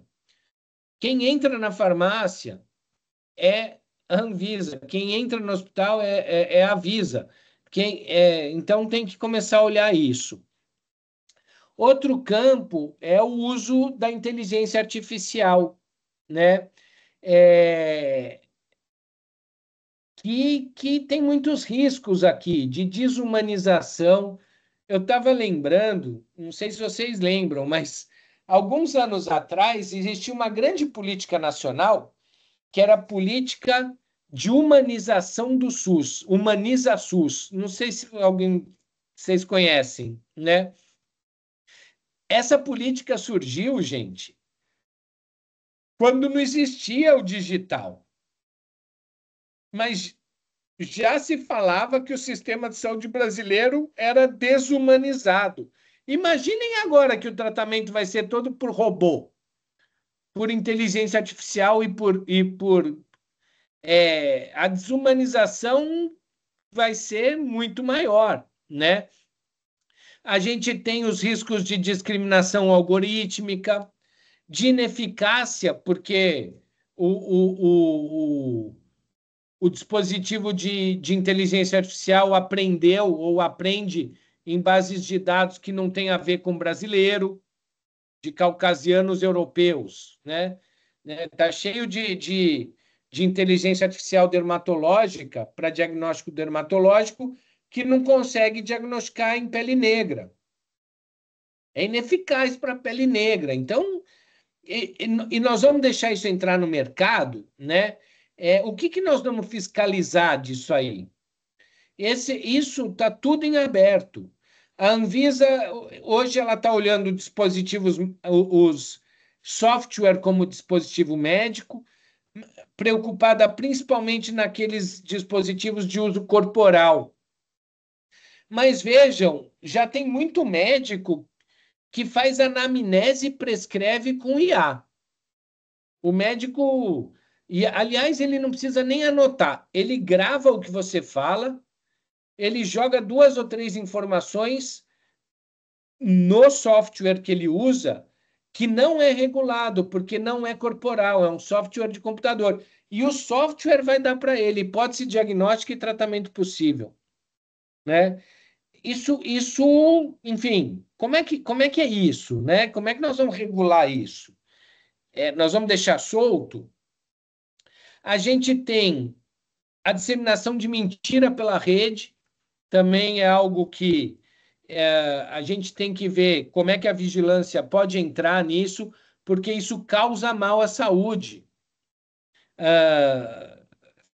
Recentemente, 2 pesquisadoras foram condenadas porque publicaram que um influencer estava dizendo uma barbaridade lá. Eu não lembro exatamente qual era a fake news, mas estava dizendo que uma determinada doença completamente falsa. Elas denunciaram esse influenciador, ele entrou com a ação e o juiz condenou essas meninas. São 2 meninas, pesquisadoras de mestrado, porque elas mancharam a reputação do influenciador que estava dizendo uma mentira que colocava a vida de pessoas em risco. Quer dizer, qual é o espaço? A reflexão que eu quero colocar para vocês aqui é a seguinte, gente: qual é o espaço da vigilância nesse cenário? O que está dado é suficiente? Não me parece. Mas também, qual é a perna que a vigilância tem? Onde é estratégico dela entrar? Onde está o risco aqui? É isso que a gente tem que ver. Qual é o risco que a gente quer evitar? Né? Para depois poder responsabilizar. Que também não está tudo em aberto. Né? Quem é vamos dizer, um algoritmo errou no diagnóstico. Quem é o responsável pelo diagnóstico e causou a morte do paciente? O responsável pelo diagnóstico é o médico, é o desenvolvedor do algoritmo, é o hospital que deixou o médico usar o algoritmo? É quem? Né? Não sabemos. Está tudo em aberto. Né? Aliás, hoje em dia, o médico não é nem obrigado a dizer para a gente que está usando o algoritmo para te atender. Na França, eles fizeram uma lei obrigando. O médico é obrigado a informar o paciente que ele está usando inteligência artificial para fazer o atendimento. Aqui no Brasil, ele não é obrigado, então a gente não fica nem sabendo. Né? A gente teve alguns avanços regulatórios que vale a pena vocês conhecerem, né? A LGPD, a Autoridade Nacional de Proteção de Dados, a Anvisa, a regulação do software como dispositivo de saúde, mas tudo isso muito tímido ainda. Nos conselhos profissionais, a gente tem regulação de telemedicina, agora a telesaúde, tem uma lei da telesaúde. Você tem no Conselho de Psicologia uma norma regulando como é o atendimento terapêutico por meio virtual. Até fisioterapia, nutrição, né? Até brinco aqui, teletudo. A gente fez uma pesquisa com a Federal do Rio Grande do Norte para ver como é que os conselhos profissionais estão regulando a telesaúde. É uma regulação muito mal feita, incipiente. Não cuida da saúde do profissional, não está nem aí se a qualidade do atendimento é eficiente tanto quanto a presencial ou não. Não tem orientações sobre proteção dos dados pessoais. Imagina, gente, uma consulta psicológica feita virtualmente, vai saber se o psicólogo gravou para depois ouvir melhor. Vai estar lá no computador dele. Você acha que ele tem grandes proteções, criptografias para proteger o seu dado ali? Tem nada. E nem tem orientação sobre qual é o equipamento que ele tem que ter para poder prestar esse serviço e armazenar esses dados. Está tudo solto demais, né? E a gente tem muito por fazer. No âmbito do Ministério, uma política de indução pesada, né? O Conect SUS, a Rede Nacional de Dados em Saúde, o programa SUS Digital. Quer dizer, o Ministério está induzindo, vamos digitalizar o sistema, vamos fazer teleserviço, vamos fazer saúde digital, sem uma regulação de ética, de infração, de uso responsável dessas tecnologias. Então, o que está me chamando a atenção do momento atual, né, que eu quero compartilhar com vocês, é isso. A gente está numa indução em ritmo exponencial do uso dessas tecnologias. A IA generativa daqui a pouco vai estar no bolso de cada um, né? De uso muito fácil, até o WhatsApp aqui já está aborrecendo a gente com use meu IA, porque ela quer que você ajude ela a treinar o IA dela com dados, né? Então a gente está induzindo sem muita noção. Aí eu queria terminar voltando para o risco. Eu comecei com risco e quero terminar com risco. O primeiro bom regulamento para tentar regular a inteligência artificial no mundo e com aplicações para a saúde é o Regulamento Europeu para Inteligência Artificial. E todo esse regulamento se baseia na noção de risco. É alto risco, risco tão alto que tem que ser proibido e baixo risco, né? Então é muito interessante esse regulamento. Ele tem objetivos de aliar inovação e mercado com proteção do paciente, né? Uma IA centrada no ser humano, que garanta um elevado nível de proteção da saúde, da segurança e dos direitos fundamentais. Aí apresenta um monte de conceitos, né? E potenciais da IA que eu não quero passar com vocês, mas eu quero destacar duas coisas para terminar. A primeira é uma grande importância dada para o que eles chamam de letramento em saúde digital. A gente aprender a lidar com essas tecnologias, os riscos que elas nos trazem, né? Letramento do paciente, do profissional de saúde. Por que que isso é importante? Porque todas as regulações que estão vindo, elas têm um super trunfo para dizer: não nos preocupemos com essas tecnologias, porque o super trunfo é a garantia humana ou a supervisão humana. A máquina não toma a decisão final. Quem toma a decisão final é o ser humano. E aí, sempre que é um ser humano que toma a decisão final, tudo que a máquina fez antes deixa de ser importante. É uma grande mentira isso. Porque até tem uma colega canadense que vive repetindo esse argumento que eu gosto. Imagina, se você é um médico, né? Não sei se tem médico na turma, mas imaginem-se médicos. Vocês estão usando um algoritmo que acerta 90% dos diagnósticos. 99% o algoritmo é certeiro. Até que esse algoritmo te dá um resultado que você desconfia. Você fala, poxa, eu estou vendo o paciente aqui, não está me parecendo. A chance desse médico confrontar a decisão do robô é muito pequena. A tendência é ele ir na onda da decisão errada do robô. A garantia humana, gente, ela tem um limite aqui, que só vai ser válida se o letramento em saúde for muito bom, né?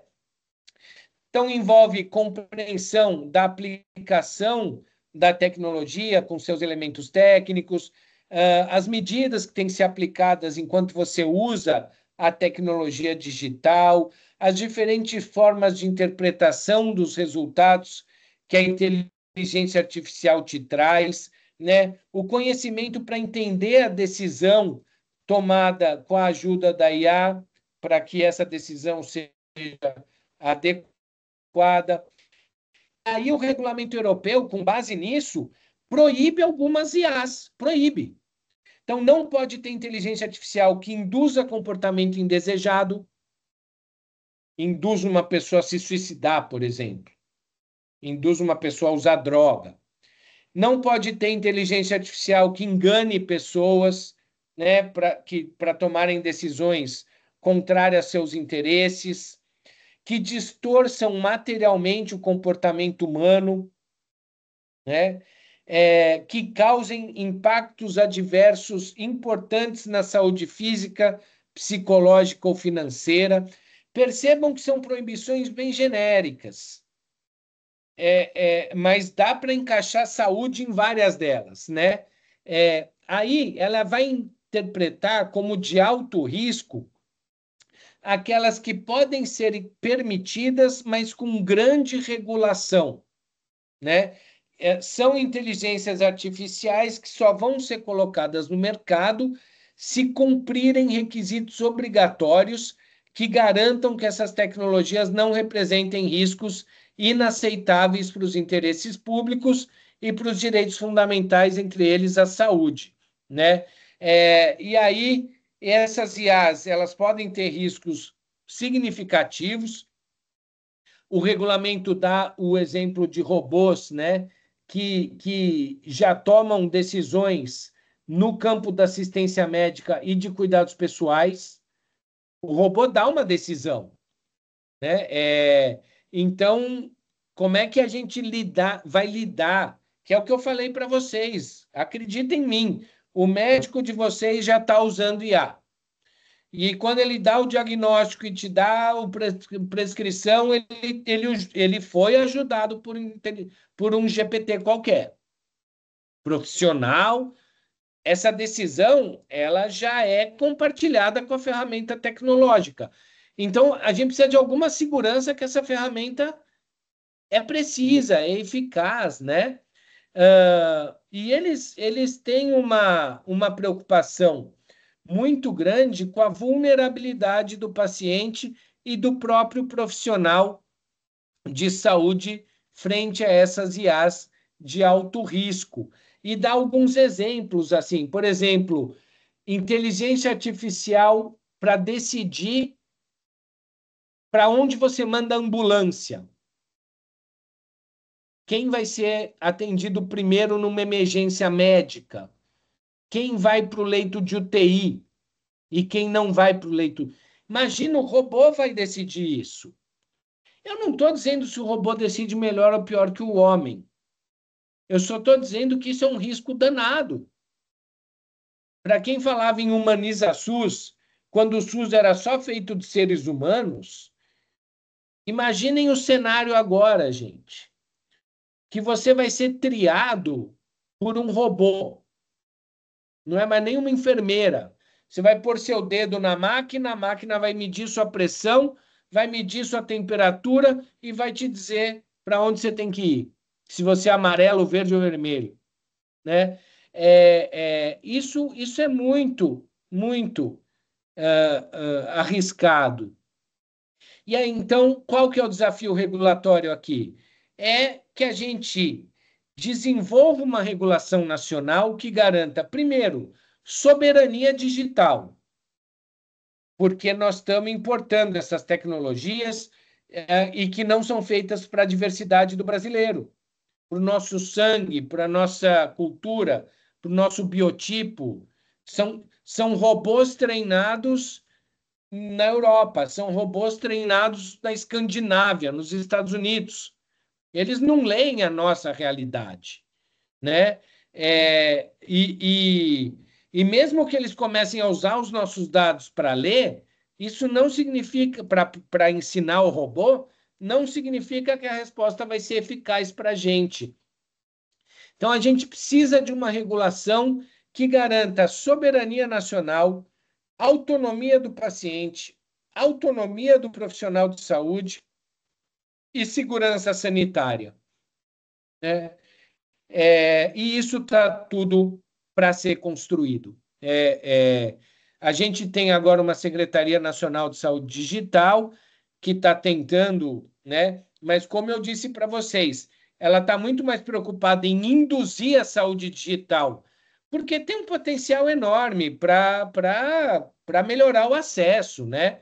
Eu garanto um médico especialista para atender no interior da Amazônia, mas, ao mesmo tempo, tem os riscos que a gente não necessariamente está prestando atenção. Então, como considerações finais, né? No mundo todo, a gente ainda está tateando como é que regula isso, né? No campo da Anvisa, eu acho que em algum momento a gente vai ter que criar um registro para certos tipos de IA e produtos digitais, né, de diagnóstico e etc., que já estão ficando muito comuns. Até estava conversando agora há pouco, ultrassom de feto à distância, né? Então, os riscos embutidos nisso a gente não faz ideia ainda.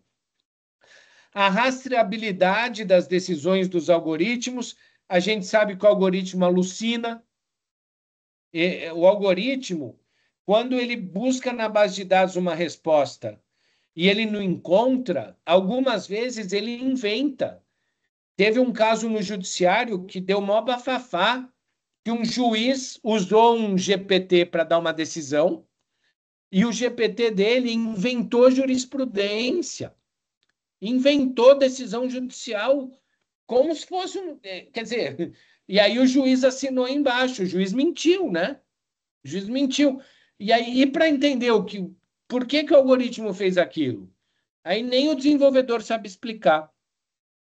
Então a gente tem que entender quais são as responsabilidades aqui, né? Porque aí o juiz fez o quê? A culpa é do GPT. Ele mesmo não tem culpa. Foi ele que assinou. E o médico, quando der um diagnóstico errado? E, por fim, as iniquidades, né? Ao mesmo tempo que essas tecnologias vão reduzir as desigualdades, elas vão aumentar, porque, em geral, as boas tecnologias são mais acessíveis para quem tem recursos, né? Então, eu paro por aqui. A gente ainda tem aqui pelo menos uns 20 minutinhos para conversar, né? Devolvo a palavra para o Jaime.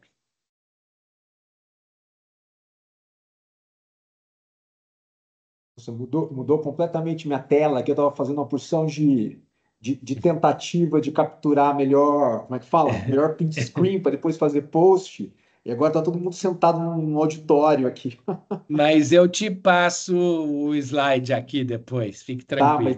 mas nem se preocupe, tá ótimo se passar, mas eu estava pegando um print screen aqui para depois fazer com as fotos, etc. Mas, Fernando, que riqueza, né? Que riqueza de explanação, que olhar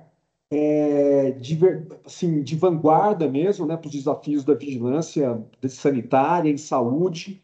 É até meio assim um pouco desesperador, um pouco frustrante, né? A gente vê o quão a tecnologia avançou na área digital e a gente pega uma regulação que hoje em dia é uma regulação vista como uma de vanguarda, que nem da União Europeia, a gente vê o quanto cheia de buraco ela ainda é, né?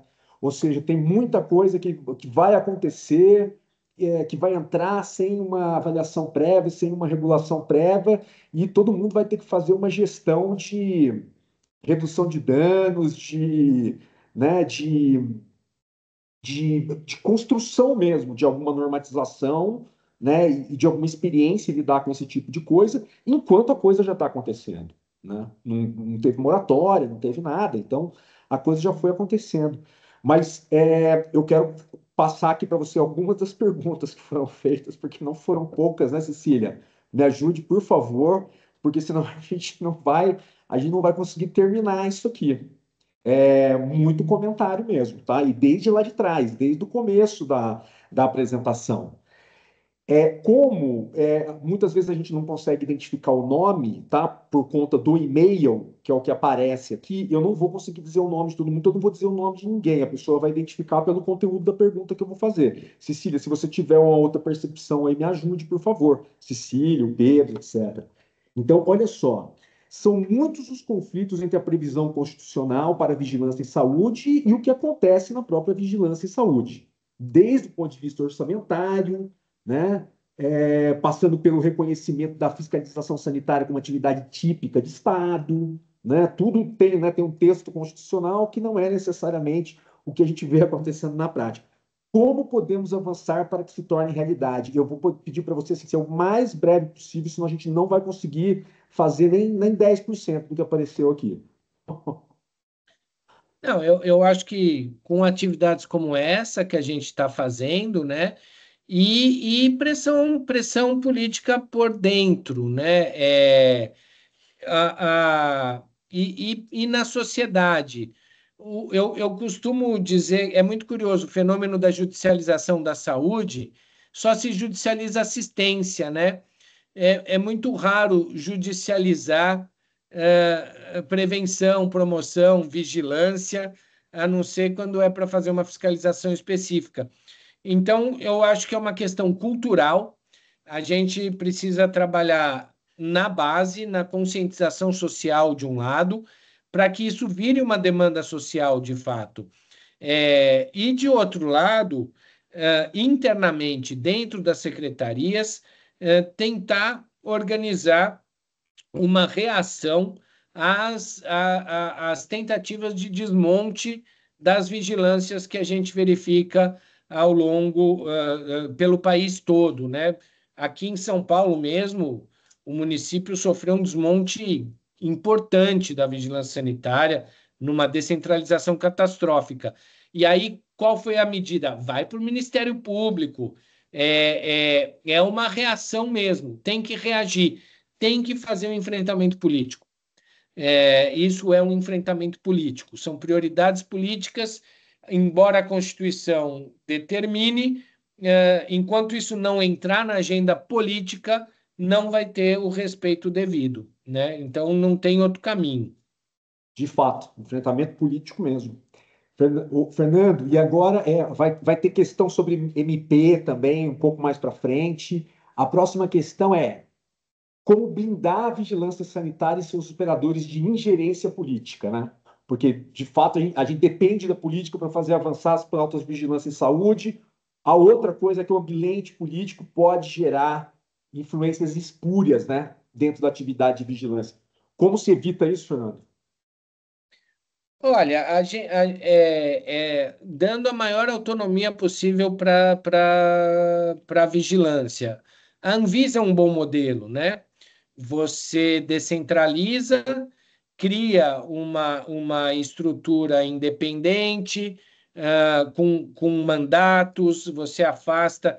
Mas vejam, mesmo a Anvisa, na CPI da Covid, a gente viu. O presidente tentou mudar a bula por decreto, né? Então, faz parte do jogo. Desde que o mundo é mundo, o político e o interesse econômico não lidam bem com controle e com vigilância. A melhor forma de blindar, de um lado, é na institucionalidade da autonomia. Então, você criar uma estrutura, pode ser até na administração direta, mas uma estrutura sólida com fiscais, né, na linha do que o STF preconizou, estatutários, estáveis, né, não demissíveis ad nutum, preferencialmente órgãos decisórios também com mandato, sem ingerência política. Isso tem acontecido em alguns estados, alguns municípios, e eu acho que é um bom caminho, né? Você fazer uma descentralização técnica da ação da vigilância sanitária, afastando do poder central político o dia a dia da vigilância.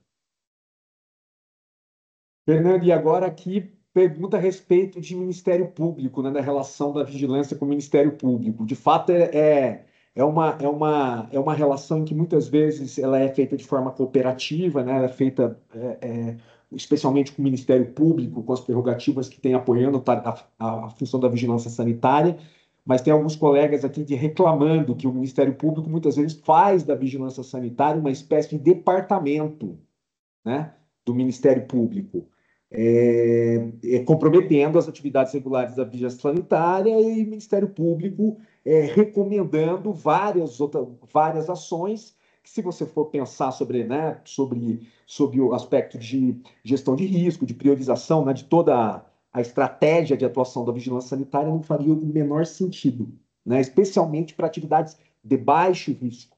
Então, foi um comentário aqui feito por um colega. Não foi uma pergunta, foi um comentário feito por um colega. Outra questão é que as vigilâncias sanitárias deveriam também cuidar do aspecto educação, né? Educação sobre o risco sanitário, que é uma parte que muitas vigilâncias sanitárias deixam de lado, né? A gente nunca pode esquecer que dentro da gestão de risco, a comunicação de risco, ensinar todos aqueles outros atores que você mencionou a trabalharem com risco também contribui, né, para a atividade da vigilância de saúde. Queria que você comentasse um pouquinho isso. Eu acho que essa dá até para comentar e fazer um link com o comentário anterior, né? teve uma pequena reforma na 6437 que possibilitou os termos de ajustamento de conduta da vigilância sanitária, que não existia. Aliás, eu lembro que quando eu dava cursos disso por aí, os vigilantes sempre falavam: a gente faz um TAC. Eu falava: mas você não tem autonomia para isso. A 6437 fala: se você se deparar com a infração sanitária, você precisa autuar. Você não pode dar 10 dias para ele corrigir. Você está prevaricando. Né? Na visão fria da lei, isso era prevaricação. E agora abriu-se a possibilidade desses termos de ajustamento de conduta entre a vigilância e o regulado. Para mim, isso foi um avanço enorme. E aqui tem um caminho muito importante de diálogo com o regulado e com o Ministério Público, né? E com o Ministério Público, eu acho que é uma relação paradoxal mesmo, porque o Ministério Público, que nem essa promotora lá do Ceará que eu comentei, ela, pelo que eu entendi, ela inferniza a vida dos vigilantes sanitários lá, porque ela fica mandando fazer fiscalização na padaria que ela foi e que ela achou que estava suja. Então, o vigilante, quem está na gestão, tem que ter segurança e autonomia para dizer: senhor promotor, o senhor está equivocado e eu não farei isso. Tenham essa segurança, né? Vocês não têm obrigação de fazer tudo que o promotor manda. Basta fundamentar por que aquilo não é tão necessário e ponto final. E tentando manter uma relação de cordialidade, porque muitas vezes também o Ministério Público pode ser a resposta para aquela primeira pergunta de como fazer a vigilância sanitária ser mais bem respeitada. Eu já vi prefeitos, secretários de saúde, usarem o MP como estratégia para pressionar o secretário de saúde, usar o MP para pressionar o prefeito a dar dinheiro para a vigilância sanitária. Então, ele joga contra para jogar a favor, né? Então, o MP, às vezes, é amigo e, às vezes, é algoz. Precisa saber manejar bem a relação com o Ministério Público, porque, no final das contas, Ministério Público e Vigilância Sanitária têm o mesmo objetivo. Só que o Ministério Público não tem o conhecimento técnico, né? Mas sofre pressão política também. O conhecimento técnico está na vigilância sanitária. Então, confiem no conhecimento técnico que vocês têm e argumentem racionalmente para responder para o senhor promotor, se for o caso, e catar coquinho para gastar melhor o tempo dele, e é isso aí. E paga para ver. Não gostou, entra com uma ação. O promotor não vai entrar, porque às vezes o promotor, para ele é confortável. Eu oficio, o cara faz. Agora, entre mandar um ofício, é fácil. Entrar com uma ação para obrigar a vigilância a fazer não sei o quê, é muito mais difícil. Então, se vocês tiverem segurança que aquela medida demandada pelo Ministério Público não é adequada, não é urgente, só informem ele. Não deixa sem resposta. Nunca. Só não deixa sem resposta. Mas não tenham medo de dizer não. Acho que essa é a dica que eu posso dar. Excelente. Excelente. Fernando, estão perguntando aqui sobre... comentando que é extremamente importante a fiscalização, mas não dá para sair autuando tudo. Né? Não dá para sair autuando tudo porque às vezes não é essa a medida adequada, porque às vezes não há pessoas suficientes para fazer a autuação, depois também não há pessoa suficiente para julgar as autuações dentro do processo administrativo sanitário. Então falam assim, ó, nesse contexto, qual que é a sua opinião sobre a fiscalização responsiva e sobre haver uma mudança de paradigma em relação a tudo ter que ser objeto de comando e controle? Eu acho que, de certa forma, na última, né? Lidar com a gestão de risco e sempre que possível, trabalhar com os conceitos de razoabilidade e proporcionalidade, usar esse instrumento dos termos de ajustamento de conduta para corrigir a conduta de risco sem necessariamente prejudicar o serviço do setor regulado e etc., né? Mas tem que dosar bem. Tem que dosar bem. Não pode correr o risco de não adotar a medida de autuação, de interdição e etc., quando for o caso, e isso gerar um dano à sociedade, ao consumidor e etc., e depois correr o risco de um processo de prevaricação, negligência. Então, a situação do vigilante sanitário é delicada, porque ele é que tem que dosar a medida correta, né, a ser aplicada no caso concreto. Agora, é saber manejar bem os instrumentos do processo e documentar. Documentar. A boa documentação, por isso que eu coloquei lá, processo administrativo, né? E um bom manejo do ferramental do processo, ele resolve 90% das agonias que fazem parte do dia a dia da vigilância. Porque uma vez bem documentado e argumentado, olha, a situação é essa e a conduta que eu acho adequada é essa, o resto é de debate de opinião. Né? Você não vai sofrer prevaricação, abuso de poder, nada disso, porque você argumentou. Então, é uma boa argumentação, é uma boa instrução para uma fiscalização responsiva, proativa, de uma forma adequada, né? Eu já vi muito município me dizendo que a fiscalização responsiva é a melhor estratégia para eles, que a melhor estratégia de agenda regulatória é agir conforme denúncia do cidadão. Eu não entendo, sei lá, se o secretário e o diretor estão dizendo isso, é porque eles acham que funciona melhor assim. Agora, o que eu tenho a responder baseia isso em dados, né? Porque 3, 4 anos de ação responsiva vão te dar boas evidências científicas para a construção de um planejamento de uma agenda regulatória que antecipa a denúncia, né? Porque para mim é isso. Se eu estou respondendo é porque o dano já está iminente.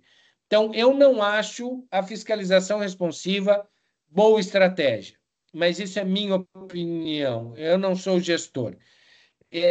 Se o gestor acha, a minha recomendação tenta fazer esse exercício de documentar ao longo de um período, 2, 3 anos, você responde a que tipo de ação.